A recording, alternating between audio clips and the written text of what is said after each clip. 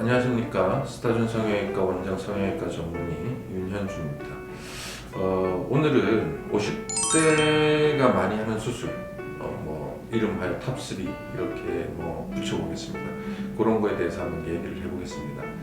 일단 우리가 50대라고 그러네요. 연세가 드시면서 좀 피부에 얼굴에 변형이 생기겠죠. 변형이 생기는 게 딴 게 아니라 좀 처지겠죠. 처지고 볼륨도 좀 줄어들고 볼륨의 양태가 틀려져.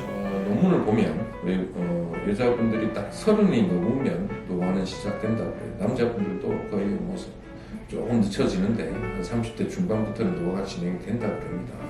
근데 사실 30대 중반, 요때는 초반, 이때는 내가 이제 노화가 시는 그런 느낌이 별로 없어요. 왜냐하면 얼굴의 형태의 변화가 그렇게 없거든요.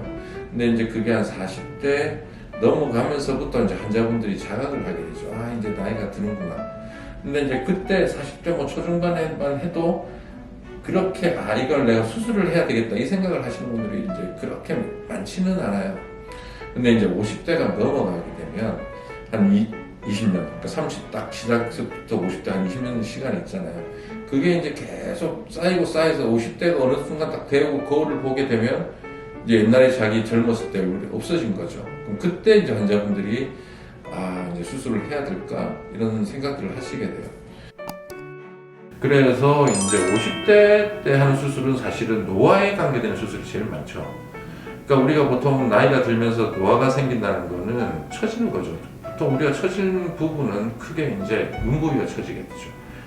눈에 이제 덮이고 피부가 덮이고, 그 다음에 여기 눈 밑에 여기 이제 그 하안검 수술을 할 때 이제 설명을 드렸는데, 이제 눈 피부가 처지면서 이 안에 지방이 이렇게 탄력이 떨어지니까 밀고 나오면서 여기 불룩해지고 골도 생기고 늘어진 피부가 생기고, 그게 눈 아래 위로가 일단 이제 연세가 드시면서 표가 나죠. 그 다음에 이제 얼굴이 전반적으로 이렇게 처지게 되죠. 이제 그런 것들을 해결하는 수술이 이제 보통 50대 분이 많이 하는 수술이에요. 보통 우리가 눈이 처졌을 때 할 수 있는 수술은 세 가지입니다. 상안검, 눈썹 화상, 이마 화상. 요 세 가지가 이제 눈이 처졌을 때 하는 수술이에요. 윗부분이 처진 수술. 그게 이제 제일 많습니다. 빈도수. 환자분들이 또 관심을 가지고 계신 수술. 그 다음에가 이제 눈 밑에. 눈이 이제 나이가 들면서 지방이 밀고 나오고 또 피부가 처지면서 할 수 있는 하안검 수술이죠. 그게 이제 눈 밑에는 사실 옵션은 그거밖에 없어요. 연세가 드시면 할 수 있는 수술은. 그러니까 눈 위에 부분. 그 다음에 하안검 수술. 그 다음에는 이제 안면 거상 수술이죠.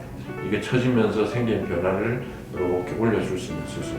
그 세 가지가 사실 50대 분들이 제일 관심 있어 하시고 또 해서 효과가 좋은 수술은 그 세 가지입니다. 간혹 50대 분들이 이제 코를 한다.